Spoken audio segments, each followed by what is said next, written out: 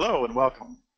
Thank you for attending the 5th webinar in our Eat, Learn, Live, and Grow series, Think Spring, Prepping Your Garden for the Next Season. I'm Larry Keyes, the webinar moderator. The webinar is to support the Eat, Learn, Live, and Grow program to guide educators through the process of successfully developing, growing, and sustaining school gardens, regardless of space, climate, or resources that they may currently have available. As part of the Eat, Learn, Live, and Grow School Garden program, we have been providing 6 garden-related webinars, an ongoing Facebook forum, and an Eat, Learn, Live, and Grow Garden Grant opportunity. We'd like to briefly tell you about some of the 2 terrific partner organizations who have come together to create the Eat, Learn, Live, and Grow program. Chartwell's K-12 partners with more than 575 school districts, ranging from large public institutions to small charter and private schools, and prides itself on delivering a unique food service experience for students rooted in what's important to each community.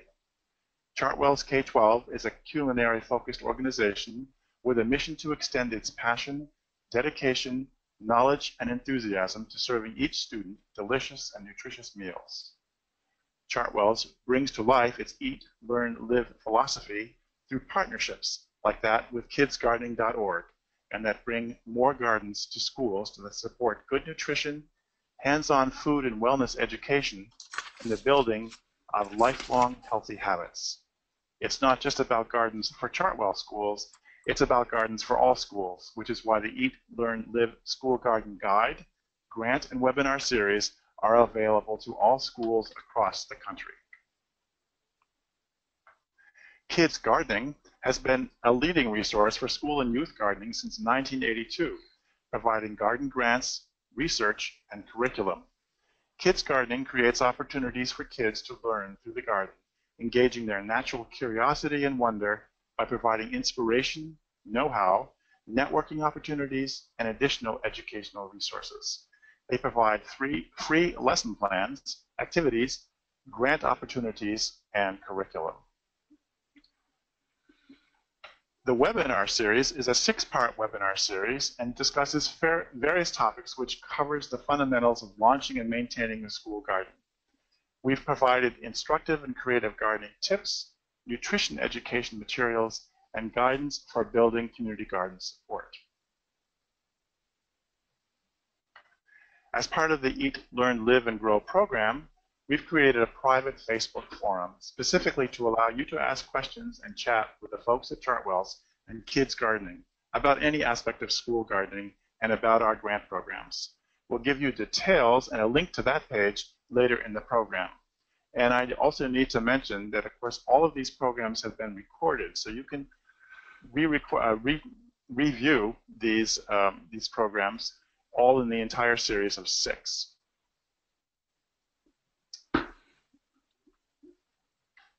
So for our agenda today, we're going to be joined by 2 of our favorite school gardening experts, Charlie Nardozzi and Sarah Pounders. After this couple of minutes of housekeeping, they'll spend the next 40 minutes or so discussing several topics related to gardening in the fall. Afterwards, Charlie and Sarah will answer your questions during the last part of our webinar today. And this is your chance to get your questions answered, questions that are specific to today's discussion or about school gardening in general. You can type your questions at any time during the webinar. To do so, click on the questions section of your GoToWebinar control panel and type your question in the box. We'll take as many questions as we can, and questions we don't get to during the webinar, we'll post on the Facebook forum.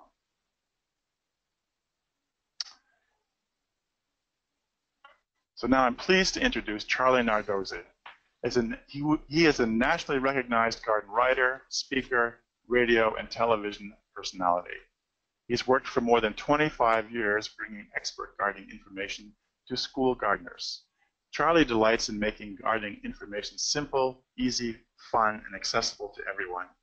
His energy, exuberance, and love of the natural world make him a popular public speaker and presenter, and we're very, very pleased to have him today. In addition to Charlie, we're also going to hear from Sarah Pounders. Sarah has been active in the field of youth gardening for over 20 years and has been an education specialist at Kids Gardening since 2005. She's coordinated numerous garden programs and conducted research on the benefits of using school gardens to teach nutrition curricula. She writes curricula and activities for youth of all ages and conducts both youth education programs and teacher training sessions on integrating gardens into the classroom. Sarah also enjoys gardening at home with her 2 young children and serves as the volunteer garden coordinator at her daughter's elementary school. So at this point, I'm going to transfer things over to Charlie, and he's going to continue forward with our actual program with Sarah's help. And so we're looking forward to seeing them both, and they should appear in just a second. There he is. How you doing, Charlie? I'm doing well, Larry. Thank you Hi, for Sarah. the introduction. Hello. And I see you've got your screen up, so I'm going to bow out for the moment, and I'll be back later for questions. So take it away. All right, thank you, Larry. I'm just going to get everything arranged here so everyone can see what we're doing. And welcome, and thanks for coming to the 5th in this series, is what Larry said, of webinars. We're very excited to be talking about this because it's kind of a topic that often gets overlooked. I mean, that's thinking about spring and cleaning up the garden and composting and getting things going. But before we jump into all that content, Sarah and I would love to do a little audience poll. We usually do these with the webinars, and we're just going to find out where people are located. If you can just take a minute and click off one of the little circles there, northeast, southeast, northwest, southwest, midwest. If you're in a place that doesn't seem to fit, use your best determination. For example, California. It could go either way. And we should be able to get the results of that pretty quickly here. And once we get the results too, it's good to know that I'm based up in Vermont and Sarah is based down in Texas. So we have very different growing seasons and growing climates to talk about, and I think that makes for a nice webinar because we can talk to those people who have a colder climate, and we can also talk to those folks who have a warmer climate too. And let's see. There we go. So it looks like we mostly have Charlie, it looks like you. So you're going to just say goodbye? Is that what you're going to do? No. Southeast, you got 23%, and Northwest, we got 31%. So that's great. It's good to know we have a nice smattering of people from all over the country. So let me, let's see, we'll get rid of the poll. Thank you very much. Whoever the poll master is, I think it's Andrea today. And we're just going to bring this all back in because once you do one thing, there we go, you have to do another. So let's talk about getting your garden ready for spring. And Sarah and I are going to do this kind of in tag team type form. So and as we're going along too, as Larry mentioned, if you have questions, things that we talk about that either doesn't make sense or you're wondering how to apply it to your school garden, you know, write them down or write them into that question section so we can handle those right at the end. But let me quickly go through what we're going to be talking about here as we go through this webinar. First of all, we're going to talk about evaluating this year's crops. This is something that I wish I did better.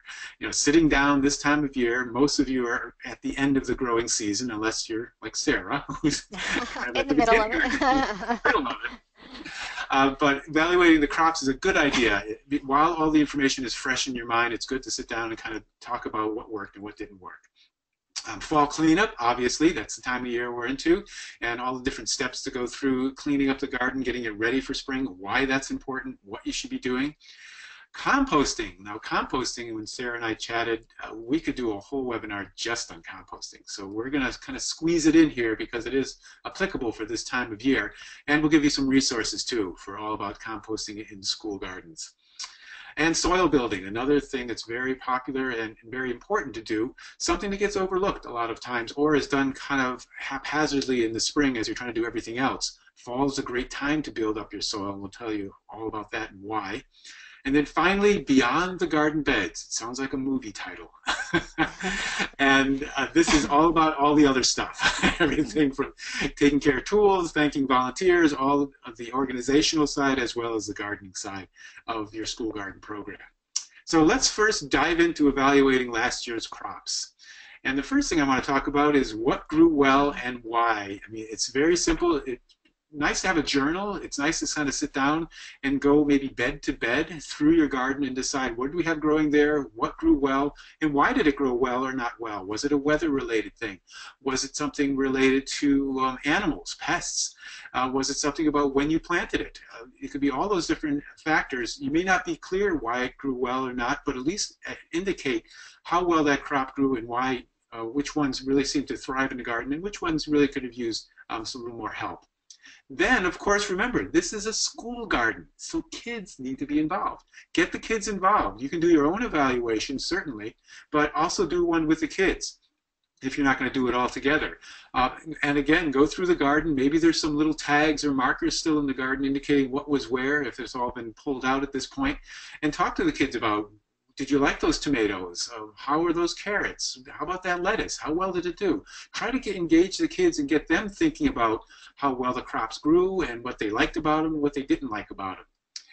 In the last webinar we did, we talked all about taking the produce from the school garden and using it in the cafeteria. We had some great experts from Chartwell's that were involved in that. And so if you are doing that or considering doing that, think about including the kitchen staff, the food service coordinators, and anyone involved with the kitchen. Talk to them about what they like that you brought to them from the garden and what they'd like to see more of next year, whether it be certain greens, squashes, whatever it is that seemed to work for them. Talk to them about it, and maybe you can get some good ideas. And all of this information will be helpful in rotating next year's crops. So, of course, rotation is a really important thing. If you're a home gardener, you know about that. Every 3 years, you shouldn't be growing the same family of crops in the same bed for 3 years. So you should be moving them around every year. And if you have an idea of what grew well, what didn't grow well, what kids really liked, what the kitchen liked, then you'll have a sense of your criteria or your recipe or what you're going to have to use for next year's garden. And you can actually put it on a piece of paper and mark out where the beds will be and what will be grown in each one of those beds. So evaluating last year's crops is really kind of your first step in doing all this. And of course, trying new varieties, and that's something that is always nice to do with kids, especially if they're unusual things. I know one of the most popular varieties that I've ever grown in school gardens is the sun gold tomato, which is a little cherry tomato, kind of a yellowish orange color to it. Very sweet, very popular. But trying different varieties and trying new varieties every year is a good thing to do. And Sarah, I'm sure you've tried different things over the year with your own kids as well as the school garden kids and found certain varieties were more popular than others. Maybe it's because of the unusual nature of the color, or maybe it's the flavor and the texture of them. Or maybe it's because they're more disease resistant and insect. That's usually why we change varieties. There you go. Yeah. So there's a preference, and then there's the thing that actually works in your garden. Yes. Yeah.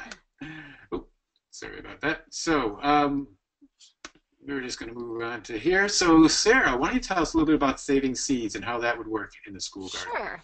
Another thing that you can do to get ready for spring, and I realize that this is for those of you who might be in the warmer climates. For those of you in the cooler climates, this time may have already passed, so we won't go into too much of depth, but for those of you who it's already passed, you can keep this in mind for either the end of your spring garden or for next year. But saving seeds is a great activity. It fits right in with a lot of the educational objectives that you might be trying to cover. In addition to that, it can possibly save you money, or you can even use it to make money. Saving seeds and repackaging them as a fundraiser is a popular idea for school gardens. So before you decide if you want to go into saving seeds, you might want to kind of look at your goals, because I know this. One of the things about our garden is we really want kids to be eating what they've grown and get a chance to sample it. So we can't save a lot of seeds. What we usually do is we have like a couple token plants that we save, because we want them to be able to see this the cycle from seed to seed. And so we'll save a few plants to make sure, because a lot of the things that are in our garden, because we do a lot of vegetable crops, you harvest before they get to mature seeds, especially like the biennials. But each year we try to save at least one broccoli plant and a couple carrots so that they have a chance to see that happen. So they're kind of token. We're not necessarily going to be reusing those in the future, although we could. But so that's one thing to keep in mind with your goals. Another thing to keep in mind and this just has to do with the type of plants you're growing, is that if you've picked out hybrid varieties of plants that you're growing, those have been created by the seed companies by combining two specific plants and creating this hybrid. And when you have the hybrid, what the children or the seeds it produces won't necessarily give you the same crop. So if you're hoping to save your seeds so that you can grow the same thing again, you have to find out if that's a hybrid or if it's been an open pollinated, and so whether or not it's actually going to give you the crop that you hope to have. But that can also be an interesting lesson too for the kids to look and see what you get from and decide if it's the same or if it's different, and then talk about heredity and all of that. But in general, the tips, if you are going to save your seeds, some general tips are to make sure to harvest on a sunny day when things are as dry as they can be outside, and collect in paper sacks. Make sure to label them unless you want to play a game where you get to guess the seed later on and see what comes up. And then after you've harvested them, bring inside, make sure they get dry all the way before you then package them and store them in an envelope or a glass jar in a cool, dry, and dark place. To help you out, and so that we didn't go into too many details, we put together a handout that has some easy annual and vegetable flower seeds to save. It has some of the, and it has specific instructions. It's under the handout section on the side of your webinar. So just the instructions for things like beans, peppers, tomatoes, eggplants, cucumbers, squash, and some annual flowers. And annual flowers is what we end up saving in our school garden, actually. We do marigolds, and we have a pollinator garden that has a lot of different types of flower. We have some morning glories in there, and we end up saving those seeds to then replant again, and that way we don't run into the whole do we eat it, do we not eat it kind of thing. So that's another example, because if you there's a lot of different lessons you can learn by saving seeds, and that's on the next slide over here. And it's so some of these ideas, because as we go through all of these things today, we're trying to give you ideas also for how you can incorporate it into your classroom. So yes, you are preparing for spring and doing garden activities, but we also want you to be able to integrate it into all of your lesson plans too, and take the class time to do so. So with saving seeds, once again, you get for science and math, you can look at germination rates. For science, life cycles, seed production, pollination, pretty much all of those touch on that. For history, you can look at heirloom seeds that have been passed down. You can talk about how colonists, that's one of the things that they brought over with them, and that's how plants have moved around the world, because people have traveled and brought their favorite plants with them. You talk about seed banks and how people are saving it and saving the genetic material. Math and English, once again, it's great. You can save your seeds, package them, do a little seed business, or use them as thank you gifts for the volunteers. So all those great ways to bring it together. And even if you aren't trying to save money by saving your seeds, there's still that opportunity to add it in. So it's a good lesson, even if you're not saving enough to actually get them in the ground. Right. And I know even up here in our northern garden, I was just looking at my garden today, there's calendula that's still blooming. We haven't really had that strong a killing frost. And I know the beans and peas are really one of the easiest ones to save, especially the dried beans, of course. You can use them for food, and then you can save them and grow them again next year. So yeah, a lot of great information with that. And setting the dates now. Yes. Where do we go from here? Definitely. Now is the time. It may seem early, but if you don't get it on the schedule early, then what happens, especially if you want to start from seed and plant indoors. So first you want to go through everything that Charlie went through and come up with your list of what you want to grow. Then investigate, so which do you want to seed directly and which do you want to grow indoors and get ready to grow? Because one of the things about being at a school garden is we have a very limited time in between before school is over, before the summer hits. And so you want things to get a head start if possible. So if you start them indoors, sometimes you can get your transplant started, because obviously it's cheaper to grow from seed usually than to buy transplants at your planting date. So kind of decide which ones you can start from indoors if you have the space available and the light available. And we're going to talk more about indoor gardening in December, so we'll go into that. But so definitely decide what you want to grow and then estimate what days you would need to plant those. So look at your average last frost date on your calendar and work backwards from to determine how early you'd have to grow those indoors. And the reason why it's so important to set those dates now is because I know this has happened to us every spring. Is we say, oh, we'll start those ahead of time so we can save money, so we don't have to buy the transplants. And we do this with tomatoes every year. We'll plant our own. We'll have more varieties. Then all of a sudden it's March, which for us is when we plant tomatoes. Sorry, everybody up north. But our tomatoes have to go in March, and we always end up having to buy our transplants because we haven't gotten it together and got it started in time. So it's important to set them ahead of time and know when you're going to get started. And also you can set a date for when you're going to order your seeds too. So get that on the calendar.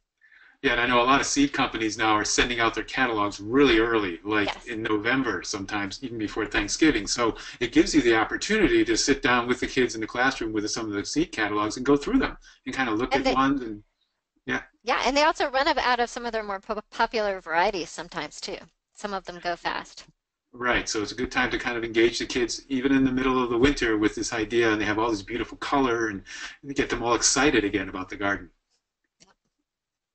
So let's kind of move on to cleaning up and fall cleanup. And so why is cleanup important? Well, there's some very obvious reasons. If you had diseased plants, blighted tomatoes, mildew cucumbers or squashes, removing those plants from the garden is going to remove all that inoculum that's there that could potentially infect your plants for next year. So trying to remove those diseased plants, pull them out of the garden is always a good thing. And the same kind of holds true with insects too. There's a number of insects that will hide in different places at different stages for those insects. It could be the egg stage, the larval stage, the pupal stage. So if you're removing those plants and that debris around in the garden, you could be removing those insects as well, so that next year when you're planting in that garden, you won't have those insects ready to pounce on your new plants. And by doing this, it gives you access to the soil. And this is something that people I don't think about, but I've often seen cool gardens where they just kind of leave it in the fall. We'll deal with it in the spring. That's kind of the attitude that they have. And of course, there's 1,000 other things to do in the spring. But one thing that also does is that limits what kind of access you'll have to the soil to do things like soil building and adding nutrients and all kinds of other materials that you might need to really build up the quality of that soil. And of course it does, just like I was saying, reduces that amount of spring work. You can clean up the garden really well, get it all set, organized now. It'll be one less thing, one less chore that you'll have to do in the spring to kind of get the garden going. And when to start? Well, the old adage is yesterday.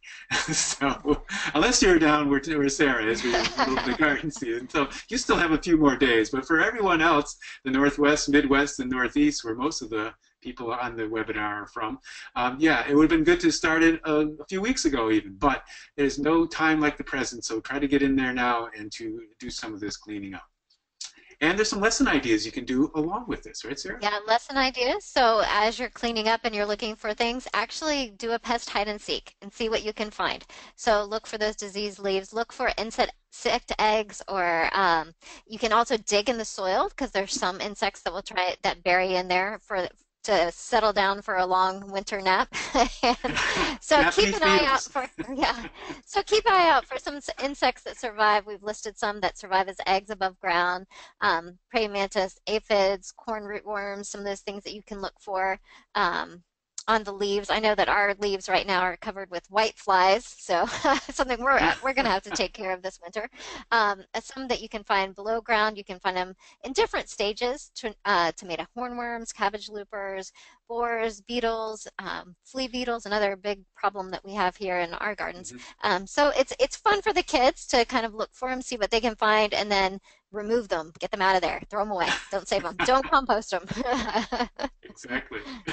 I've actually seen school gardens that do this activity in the summer too, and they do it as a way to not only identify the pests, but to clean them up. So, you know, get as many Colorado potato beetles as you can in one afternoon. It's kind of fun. So as you're cleaning up the garden, another thing you want to keep in mind, and this is kind of a technique that some gardeners use, especially those who want to do what we call no-till gardening. And that means that you don't want to turn over the soil every year. And that's the idea of pulling versus cutting your spent plants. So the first thing you have to keep in mind is that you want to only do this with plants that are not disease or insect infested. I probably shouldn't have put a tomato up there. That probably wasn't the best example of it, because they can get a lot of different diseases. But you want to have healthy plants. But if that's being said, if you have healthy beans, lettuces, peppers, other kinds of greens that are in there, and you're ready to kind of wrap it up for the season, instead of pulling them out of the ground, consider just cutting them down to the ground and chopping them up a little bit. The kids actually will really like to do this because you're just kind of shredding them all up and leaving them on the soil. By leaving them on the soil, you're adding that organic matter, and you're not removing it, so you have to bring it back in the form of compost later. The other thing is that by pulling up those plants out of the garden, you're disrupting the soil structure, and you're removing a lot of that healthy soil, the topsoil and compost you might have in that bed. And you might try to knock a lot of it off, but chances are you're not going to get much of it, or most of it. So you'll have to, again, come in with new soil. So consider trying this next year, or if you haven't cleaned up your garden yet, cutting down some of those healthier plants and leaving it there to protect the soil and so you don't lose some of that great nutrients. And of course, no one wants to talk about this, especially in November, but weeding is still important. And it's particularly important here because if you have perennial weeds, the dandelions, burdocks, quackgrasses, things that'll just keep coming up, they're going to be the first things that grow in the spring, the first things that'll come up long before you even start gardening. So take a little time. They are hardy. They are hardy. That's why they're weeds. Take a little time this fall to pull them out. And, you know, some of these are edible, like the dandelion, so you can even make a lesson around them about which weeds are edible and which you want to eat them. And then that all kind of leads to the discussion to talk about composting. And that's something that you're seeing a lot more in school gardens. I know up here in Vermont, they're doing a lot of school garden composting, not only with the garden debris that they produce, but also from their food scraps from their cafeterias. And we're not going to get into that so much now. But we are going to go through some of the basics of composting. And the first thing you need to do is think about the compost systems that are out there. There's a ton of different ways of doing this. The traditional one is to have a couple bins, like we're showing here, where you pile your debris in there. Or, as you can see in that little inset photo, you can use worm or vermiculture, worm composting, and you can have bins for that too. All kind of depends upon how you want to use it in the garden and how do you want to use it in the classroom as well. The traditional one is a 3-bin system, and this is just a simple diagram of one where you have either wire or wooden or metal cages, 3 bins, usually 3 feet by 3 feet by 3 feet. You fill them up with the right materials. We'll talk about that in just a minute. And as those materials heat up in that first one on the far left, then as they heat up and then cool down, you will move that material into the second bin, the middle bin. They'll heat up again, and then finally move them into the third bin. And you can see the size of the materials shrinks over time. But by the time you get to that third bin, you should have a pretty usable compost. This is in an ideal world, and we'll talk about variations of this as well. If you have a very small garden, you might consider tumblers. These are really kind of fun things to do with kids because they tumble, just like kids tumble. So you fill up the materials, again with the right ratio of materials and some moisture. You seal it up, and then you just tumble it every few days or so. And in that tumbling process, you're able to break down that material pretty quickly. But again, it's really a limited capacity, so it's really more for a small garden. And that's the same for those boxes that you probably have seen, those black boxes that you just kind of put materials in and they have little chutes in the bottom. Again, for a small garden, it works really well. For a larger garden, you're probably going to have a 3-bin or a bigger system. And don't forget the leaves. I assume the leaves are falling in Texas. Is that really happening? Somewhat. Depends on who you talk to, yeah. What tree. But for those in other parts of the country, there's a lot of leaf material, and leaves are a great resource. You can make a leaf pile. A very simple thing to do is just get some chicken wire, make a circle, fill it up with leaves, and then leave it. Leave the leaves. And literally in about a year or so, depending on where you are in the country, that will decompose into what we call leaf mold, which is a great compost for the garden. So it's a great resource. It's something you don't want to rake up and send off to the landfill, but to use in the garden in various different ways. So let's go through quickly the composting basics so you can get a sense of how to do this. And again, we could do just a whole webinar just on composting, but I want to give you the basics. The first thing you want to consider is hot versus cold. So hot composting is what I outlined, where you're getting the temperature to get up to at least 130 degrees. How do you know it's that hot? You get a thermometer. And you put it in there, and you'll be amazed, and the kids will be amazed, that when you put the thermometer in there and you see it go up to 130 or higher. 130 is the threshold because at 130 that will kill weed seeds and diseases that are in your compost, most diseases that are in the compost. If it doesn't get up that hot, you won't kill those. And that gives you to the second type, which is called cold composting, which means you do it like a lot of gardeners do it, myself included. Just pile it all together and it eventually all just rots because everything rots. It's okay to do that. You'll eventually get compost that's usable, but you won't get the benefits of killing the weed seeds and the diseases. So it's something to, the hot one is more has more management to it. The cold one's easier, but you get more benefits from the hot compost. As you're putting the pile together, you need to separate your browns and your greens. Your browns are your high carbon materials, chopped leaves, hay, straw. Your greens are those high nitrogen materials, fresh grass clippings, kitchen scraps, things of that nature, or fresh greens. Most of the materials that come out of a school garden, unless you're doing it really quickly as you're cutting off those plants while they're still green, the weeds and some of the vegetables there, most of them are going to be brown. So you're going to have something green in there that's going to jumpstart the composting process. Usually you want to have a ratio of 2 to 3 to 1. 2 to 3 parts brown to 1 part green in there. And it could be layered, or you can do it in a bucket system. I've seen schools do that, where they have their brown pile and their green pile, and they have little buckets. So they shred up the materials a little bit. And that makes it really easy for the kids to figure out how much brown to put in, how much green to put in. They do layer after layer of that. And then once you have it all layered, you have to add your moisture. And so you want to make sure that there's enough moisture in there to really jumpstart the composting process. And the way you know is that you grab a handful of your materials once it's all in that pile, and you squeeze that material.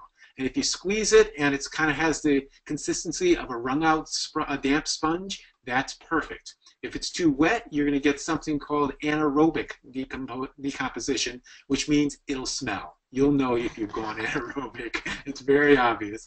If it doesn't do anything, it might be too dry, and so it's just kind of sitting there. So that's a nice cue to know what kinds of how your pile is doing. And you can just do a pile, like I was saying with the hot and cold, where you just pile it up and you leave it there and just let it heat up and then cool down, and that's it. Or you can do the whole turning process. And turning can be actually kind of fun for kids, because if you have a class of 20 or 30 or 40 kids, they come out there, each one does a shovelful each, which is not a lot. You can actually turn a whole pile within 20, 30 minutes with just having the kids out there, and they're part of that whole process. Once you turn it, it'll heat back up a second time. You can turn it a third time, and it might even heat up then, depending on the materials. But at least doing it once with the kids is fun. And watching out for critters. Now, if you're not doing kitchen scrap composting, it's usually not too much of a concern, but you might get mice and voles and birds and raccoons or some other critters going in there. It's an educational opportunity, but one of the good ways to avoid any problems is to make sure you have a nice, secure composting system and cover it. Not only does the covering seal it so that the critters can't get in as easily, but it also prevents a lot of moisture from getting in to cause it to go anaerobic. And if you want more information on composting, there's a great manual you can get for free online. It's the New York City Master Composter Manual. This is literally a PDF that you can download, and just Google New York City Master Composter Manual and you'll see it.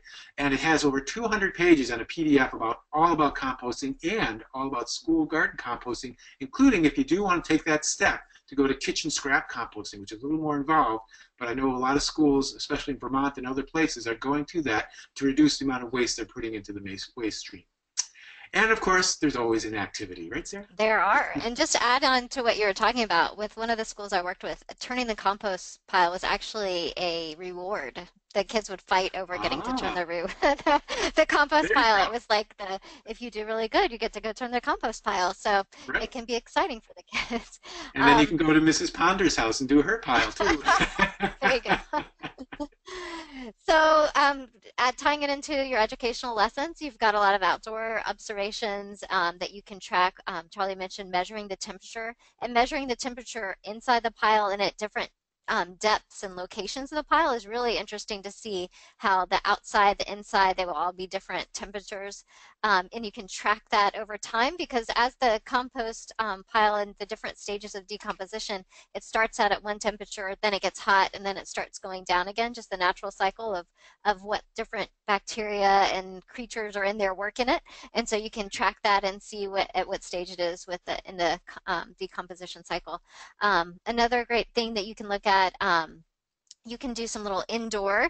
These pictures are from our Go Lab classroom activities guides, and we called them decomposiums, but decomposition chambers, where you put a few food scraps in some kind of container, which you enclose so that it's not open to the air necessarily.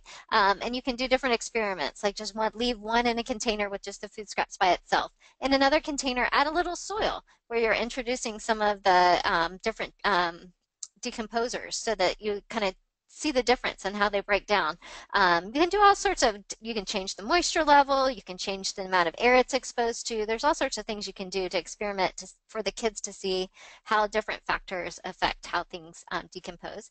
And then classroom worm bins are always a lot of fun. I always enjoy them. It's basically red worms, which are a tropical worm. They do well indoors, so it's not the same kind of worms that you have out in your garden, but they will eat on food scraps.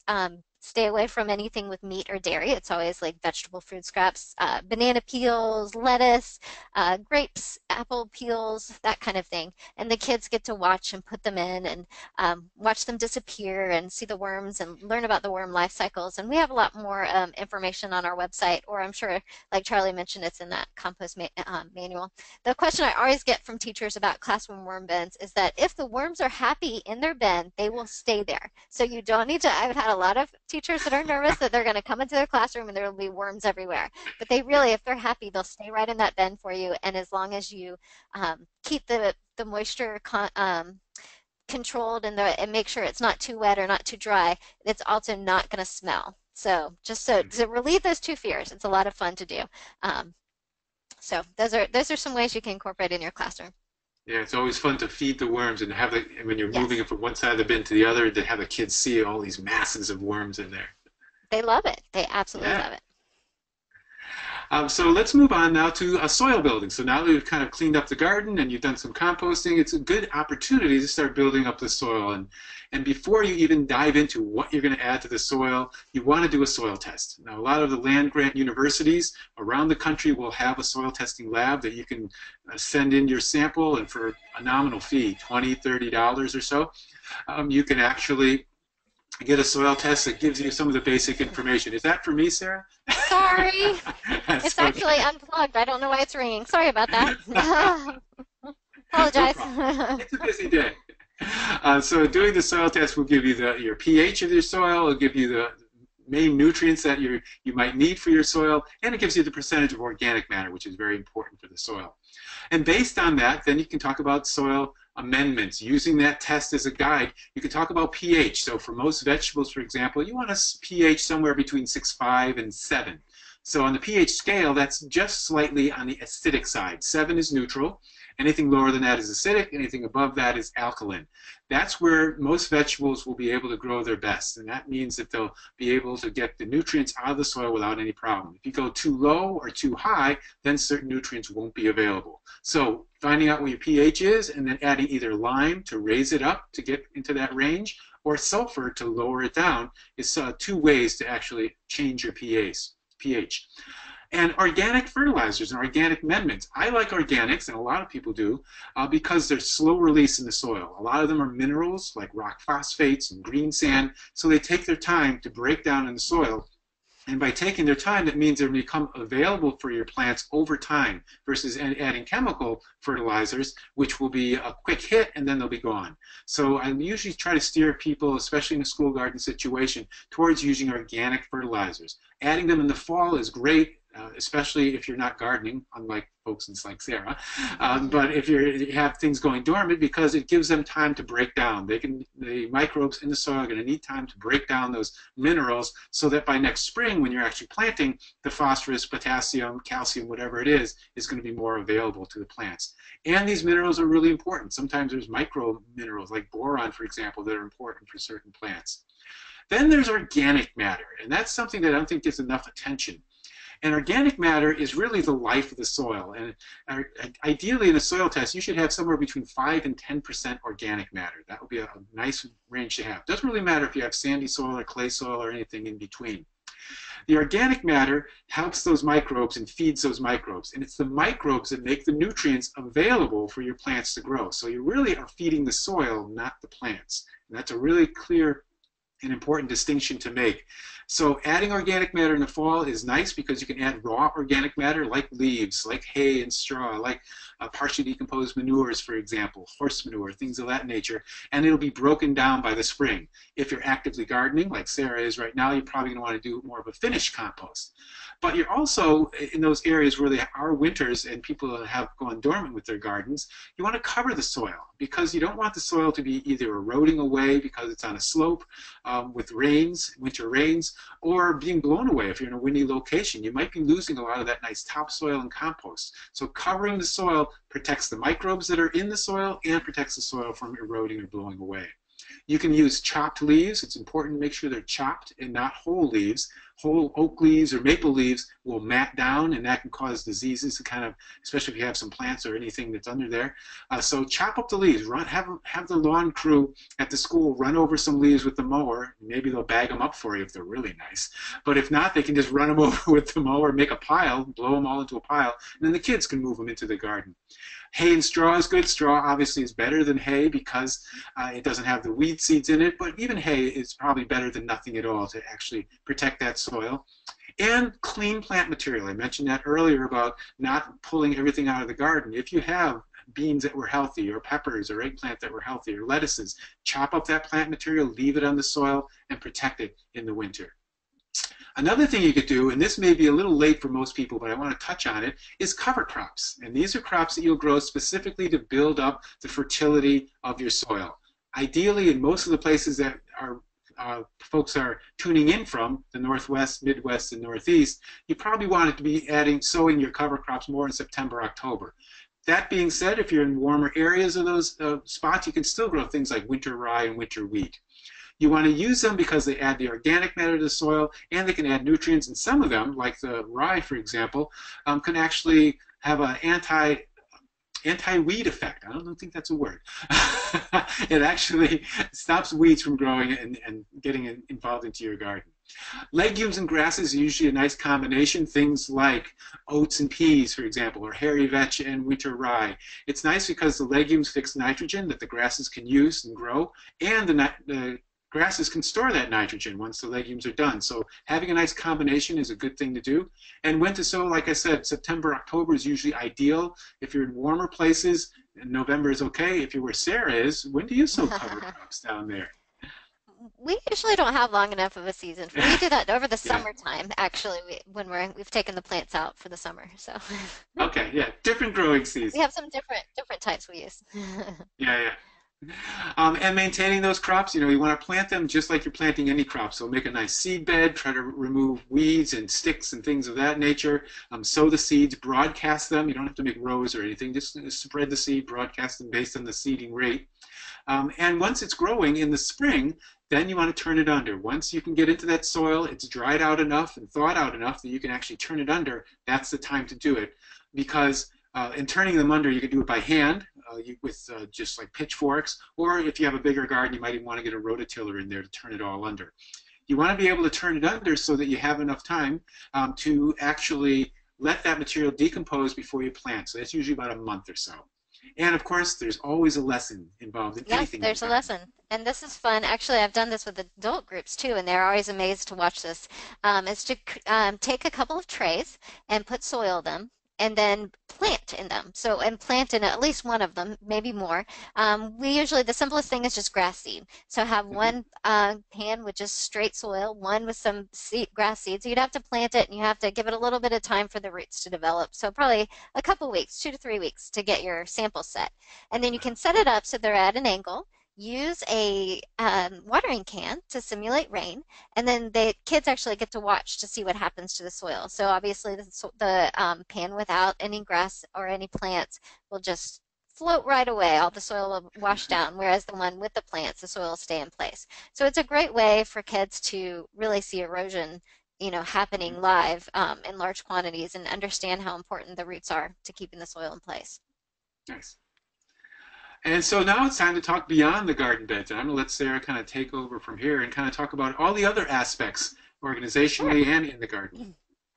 So some of the other things that you can think about doing at this time, first of all, you can clean your tools really well. I know we always say clean your tools every time you use them to make sure they don't build up, but we all know that sometimes you have to cut some corners when you're folding everything up at the end of the day. So you can really clean them well, make sure they're all dry, dirt is off, all nice and clean. Also do an inventory of that time of what's still in good shape. Get rid of tools that are dangerous or old or rusted, and then keep an inventory of what you're going to need for the spring. Make sure you dry and store your hoses. Probably those of you up north, that naturally is something you do, but down in south we always get caught if we do have a cold spell and we've left them out, and it can ruin a hose if it ices over. So make sure you dry and store them once you're not using them anymore. Clean out your sheds, clean out your toolboxes, get rid of stuff that you don't need anymore, old seeds. It's a perfect time to do that. And it's much easier to do that now and have it ready for spring than try and juggle it all around during the spring. And then there's other stuff that you need to store, your tomato cages, and once again, clean them off before you store them. Trellises, plant labels, clay plots, just whatever you might want to use again, get it clean and stored nicely and inventory it. Yeah, another nice thing to do with the tools is not only clean them but sharpen them too, especially if you have shovels or some of the things that, over time they get kind of dull. So if they can be sharpened with a simple hand sharpener, which kids can very easily do, it'll help with them being successful next year in the garden. And evaluating.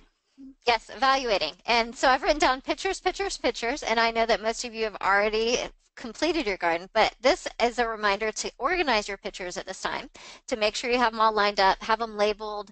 If you need parent permissions, make sure you have that lined up. And I am so guilty of not having this. Ours are all over in different people's cameras, and some volunteers have them, so that's something to do.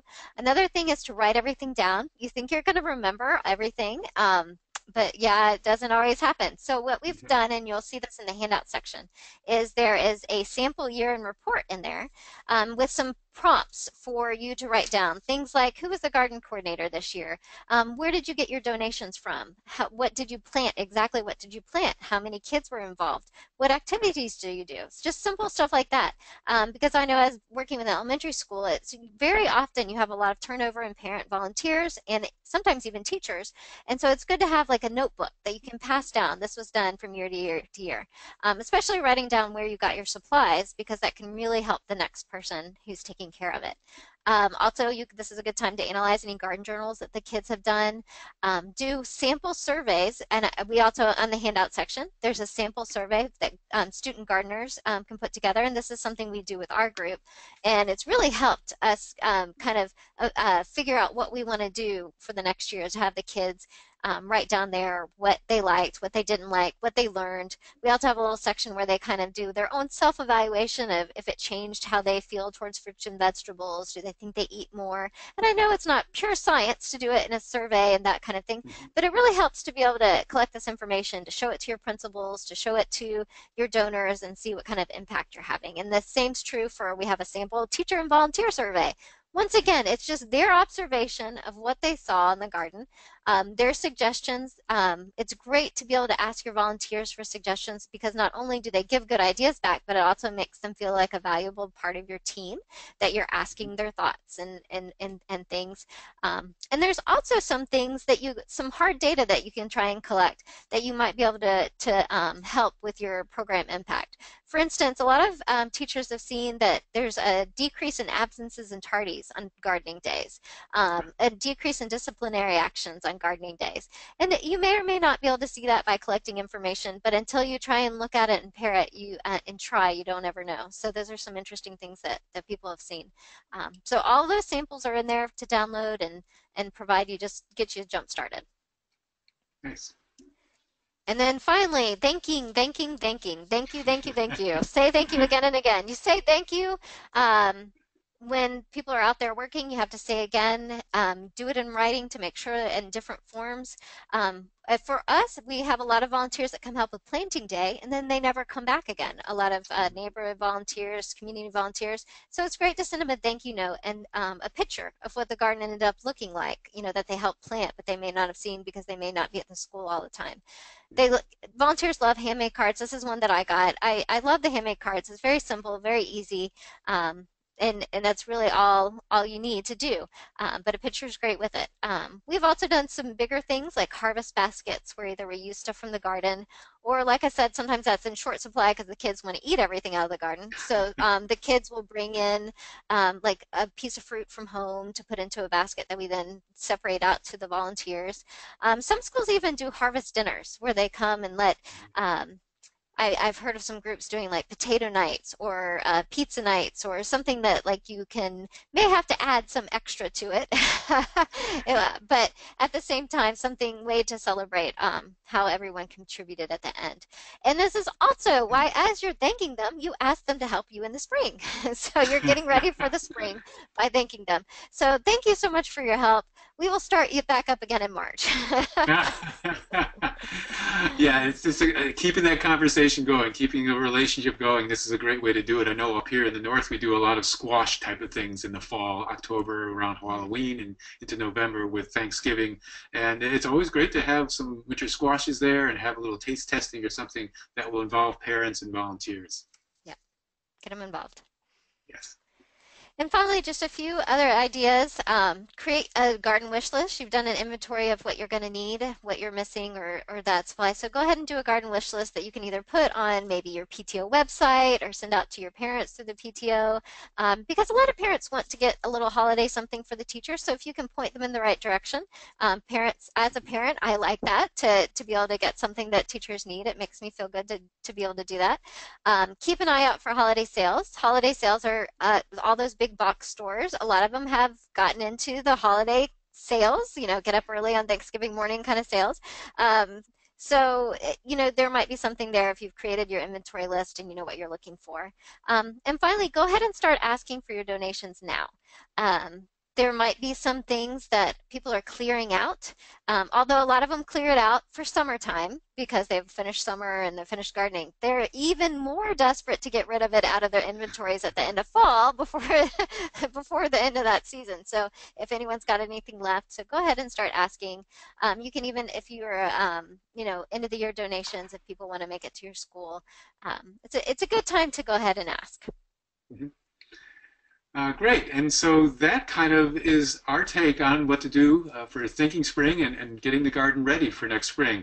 The next webinar will be December 8th at 4 p.m. Eastern Standard Time. Keep on Growing, as Sarah alluded to earlier. It's all about garden ideas for indoors. So we'll be talking about seed starting, we talk about terrariums, we'll be talking about all different ways to keep that gardening enthusiasm going through the winter, especially if you're in a cold climate where there's not much going on outside. I think now we're going to hand it back over to Larry. But wait, there's more. Oh, there's more? Well, yeah, questions. Well, yes, that's why I was going to hand it over to you. You're the master. Oh, excellent. Okay.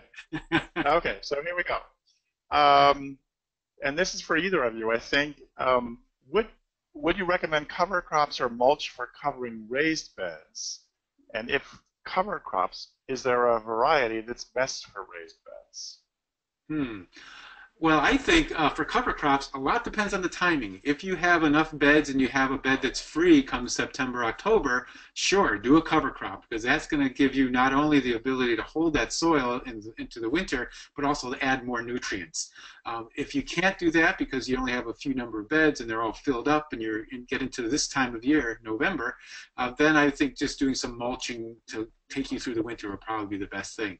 What you grow really depends on where you are. As Sarah was alluding to, down south they have a lot of different kinds of cover crops than what we would grow up in the north. So in the north you grow things like the oats and the peas and the winter vetch and the annual ryegrass and the hairy vetch and some clovers. Maybe Sarah can talk to what they're growing down south.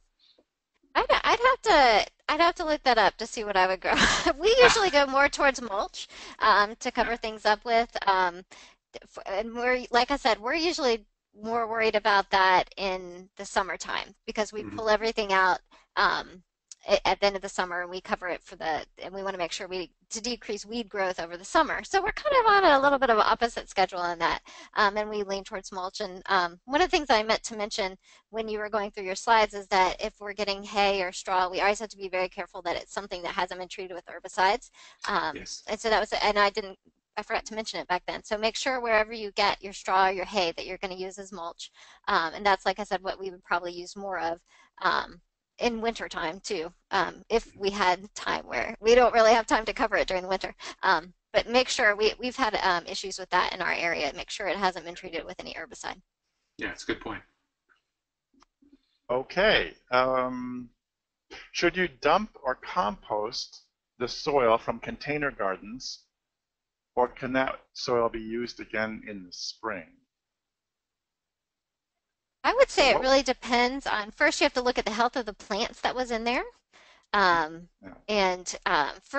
or at least on what I usually use as a judge is, if the smaller containers, a lot of times I'll compost those rather than reuse them. But when you have the larger containers that you feel you have a lot of soil in there, I'm more likely to treat them more like a raised bed and save the soil, depending on the health of the plants that was in there. Yeah. Yeah, Charlie, there's a lot of, no, I think I was going to say there's a lot of diseases and stuff. Those are things that you don't really want to introduce back into the garden again, unless you're doing that hot composting that we talked about before. Right. Yes, if you're going to be adding it to a compost pile and heating it up to 130 degrees, then that will probably kill any of those disease organisms that are in there. For those big tubs that Sarah was talking about, I sometimes tell people, just scrape off the top 4 or 5 inches or so of soil, because that tends to be where those diseases and insects are going to be. And if you have underneath there, that's just still pretty good soil, and you probably could reuse that soil into the garden next year. So it kind of depends upon the size of your container and what you need to do. So related to that then, does the compost maintain its temperature over the winter? And if you started the pile in the fall, would you need to do anything in the spring to get it cooking again? Well, up here in Vermont, I've gone to schools, and they love, the kids love this. They go out to the compost pile, and it's steaming on like a minus 10 degree day. So yes, it can if you have the right mix. And usually that occurs when you're using the kitchen scraps, because you're adding that nitrogen source right through the winter, so it's keeping it really churning. So yes, you can maintain that temperature through the winter, and keeping it going like that will actually help the pile break down a little bit faster too. I forgot the second section of that question though. There's because that was, yes. Would you, what would you do in the springtime then to get it cooking again? Oh, okay, yeah. So once it's gone through a cooking process once or twice, it's heated up, you turned it, so the outside materials are inside materials are outside, it'll heat up the second time. It may not heat up a third time. You might be done with it at that point. So if you've been doing this all through the winter, it's heated up, you've turned it, it heated up a second time, you might have some nice usable compost in the spring. So there won't be really any need to kind of reinvigorate that compost. If it never heated up, then you'll have to kind of start the whole process again in spring with the browns and the greens like I was talking about during the webinar. Very good. So we've got one more question already, and if anyone has another question, this is your last chance to put it in now, but we will, of course, answer questions on the Facebook page after this webinar. So our final question is, are there some soil amendments it's best to wait until the spring to add? Well, I would say if you're going to be planting soon after you're in the spring, I would use a finished compost in the spring versus in a cold climate putting it down in the fall. By putting it in the fall around the garden bed area, you're really just exposing it to the weather. The potential for erosion and blowing away is there, and it's kind of a waste almost. I would usually tell people, if they want to put compost down in the fall, use partially decomposed compost. Old horse manure, cow manure, for example, that's not completely broken down yet, but it's kind of getting there. That way it'll sit through the fall, winter, and early spring, break down enough so that it'll be active and not be a benefit to the garden next year. But if you're going to add something in the spring, I would add just the finished compost.